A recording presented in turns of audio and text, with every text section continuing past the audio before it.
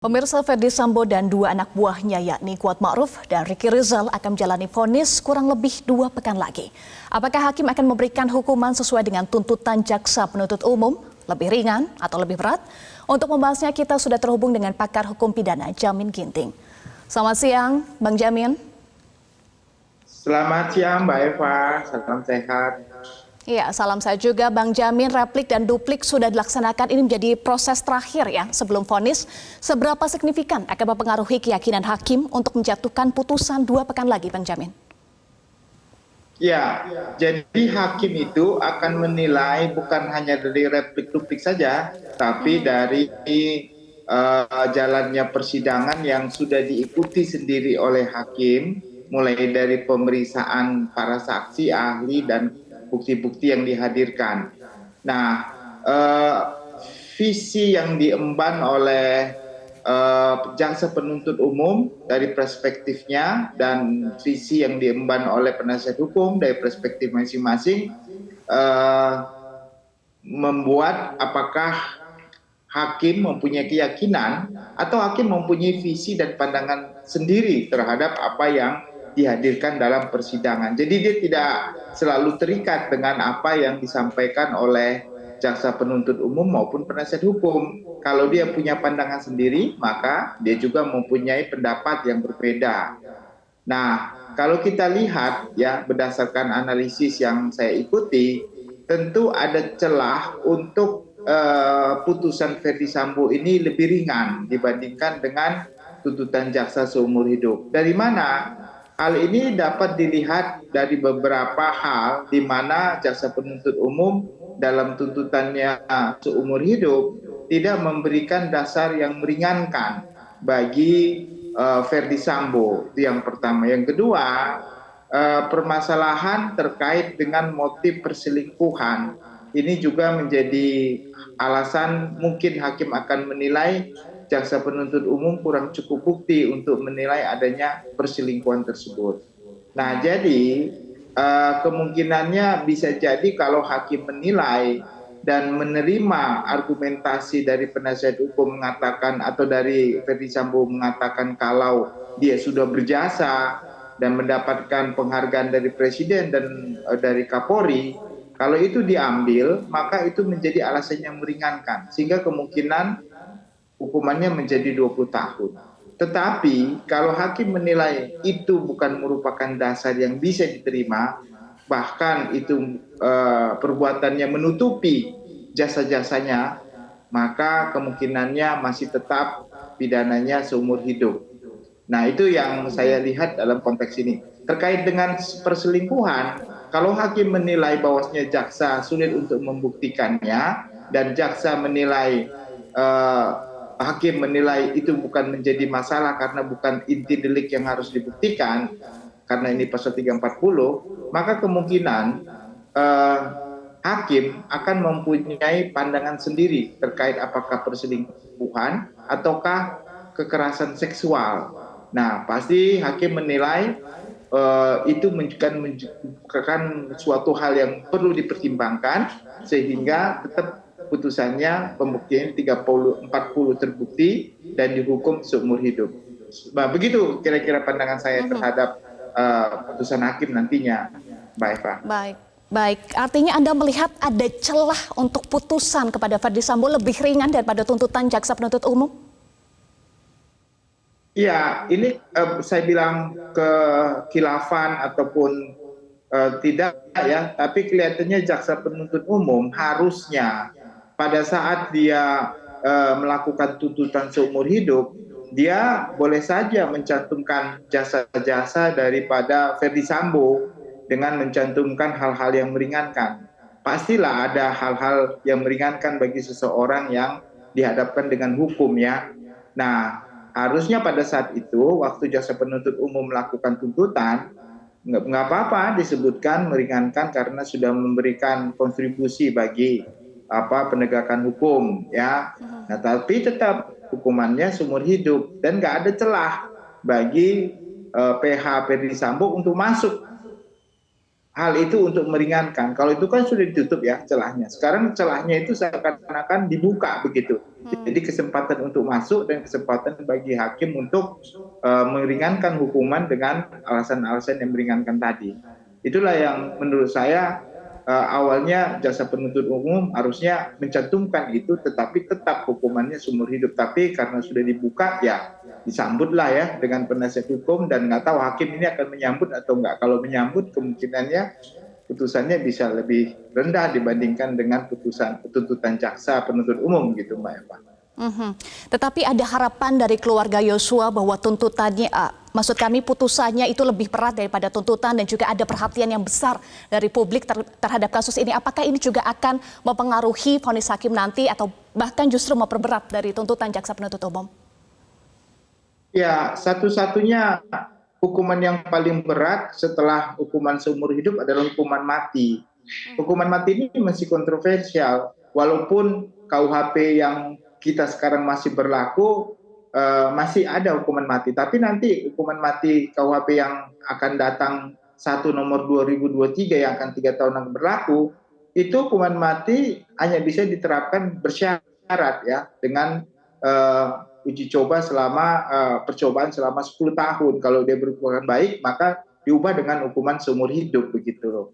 Nah, jadi sia-sia juga kalau sampai dihukum seumur hidup, hukuman mati, lalu nanti dia tidak dieksekusi, punya undang-undang itu, maka dia bisa meminta masa percobaan 10 tahun itu dan diganti dengan seumur hidup. Itu pandangan yang mungkin saya lihat bagi hakim agak sulit ya, bahkan kontroversial terkait dengan apakah hukuman mati bagi pelanggaran hak asasi manusia begitu.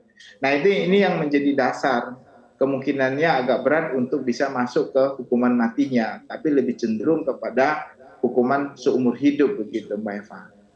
Kita masih nantikan ya bagaimana vonis hakim 2 pekan lagi. Tetapi kita akan kembali lagi, Bang Jamin, tadi juga sudah kita tampilkan bagaimana jaksa dan pengacara dari Verdi Sambo ini terlibat adu argumen, perdebatan, selalu mengeluarkan perang argumen, kata-kata seperti asumsi, kemudian hayalan dan juga imajinasi. Bagaimana Anda menilai ini? Apakah ini juga akan mempengaruhi hakim nanti dalam menjatuhkan vonis?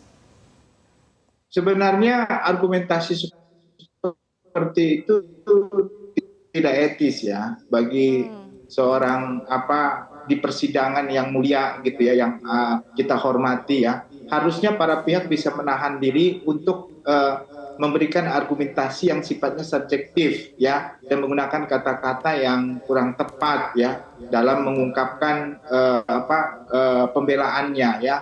Jadi ini kan suatu ruang sidang yang mulia. Jadi yang sebenarnya yang harus dipatahkan ya argumentasi hukum, bukan kalimat-kalimat yang berbau contohnya hayalan, halusinasi, ya dan lain-lain itu. Harusnya itu kalimat yang kira-kiranya nggak haruslah disampaikan dalam ruang persidangan yang terhormat. Jadi tetap pada konteks, artinya kalimatnya mungkin bisa diperlunak ya, atau di soft gitu ya. Ya, contohnya kalimatnya jaksa penuntut umum kurang tepat, ya, tidak sesuai, ya. Itu harusnya kalimatnya. Tetapi mungkin nggak tahu karena emosional dalam sidang ini tinggi, hingga kalimat-kalimat itu muncul. Walaupun sebenarnya subjektivitas itu harus dihilangkan, karena yang dicari sama-sama kebenaran material ya. Jaksa mencari kebenaran material, penasihat hukum, hakim juga mencari kebenaran material. Jadi nggak perlu menyerang subjektivitas jaksa, menyerang subjektivitas daripada penasihat hukum gitu. Ini kurang elok lah kalau kita lihat sebagai profesi yang mulia yang tadi disebutkan itu. Begitu, Mbak Eva. Apakah ini juga sebagai strategi bahwa adu argumen di tahap terakhir sebelum vonis merupakan adu strategi antara JPU dengan kuasa hukum Verdi Sambo? Nanti kita akan bahas lagi ya, Bang Jamin Ginting, usai jeda. Pemirsa tetaplah bersama kami. Dan saat ini kami masih terhubung dengan pakar hukum pidana Jamin Ginting. Bang Jamin, sebelum kita lanjutkan, kita akan simak dulu terdakwa Kuat Ma'ruf melalui tim penasihat hukumnya juga membantah argumen jaksa yang keliru menafsirkan istilah duri dalam rumah tangga yang diungkapkan terdakwa sebagai adanya perselingkuhan antara Putri Chandrawati dan Yosua. Menurut kuasa hukum, tafsir keliru tersebut berakibat fatal, seolah-olah Kuat Ma'ruf turut terlibat perencanaan pembunuhan Yosua. Kemudian dikaitkan dengan keterangan saksi Putri Chandrawati yang tidak mandi, membersihkan badan maupun mengganti pakaian setelah adanya dugaan pelecehan seksual, padahal ada saksi Susi sebagai ART perempuan yang dapat membantunya. Tindakan saksi Putri Chandrawati yang sama sekali tidak memeriksakan diri ke dokter pasca dugaan pelecehan seksual, padahal saksi Putri Chandrawati adalah merupakan seorang dokter yang sangat peduli dengan kesehatan dan kebersihan. Adanya inisiatif dari saksi Putri Chandrawati yang masih meminta dan bertemu untuk berbicara dengan korban selama 10-15 menit dalam kamar tertutup setelah dugaan pelecehan.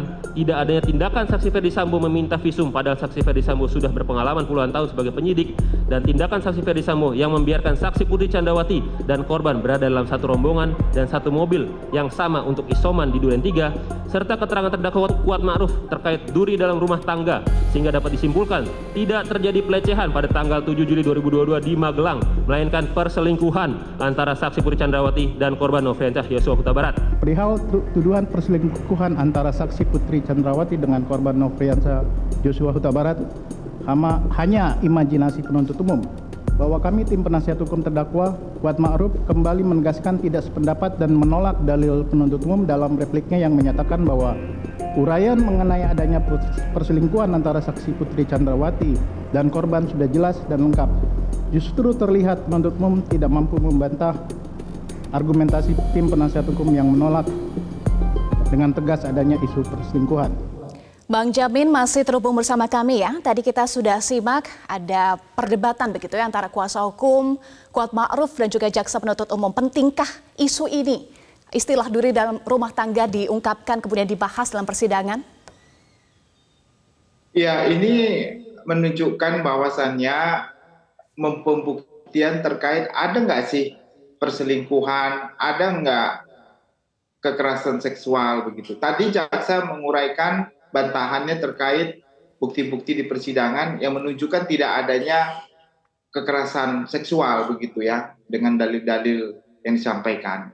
Tetapi di lain sisi langsung memasukkan konsep perselingkuhan.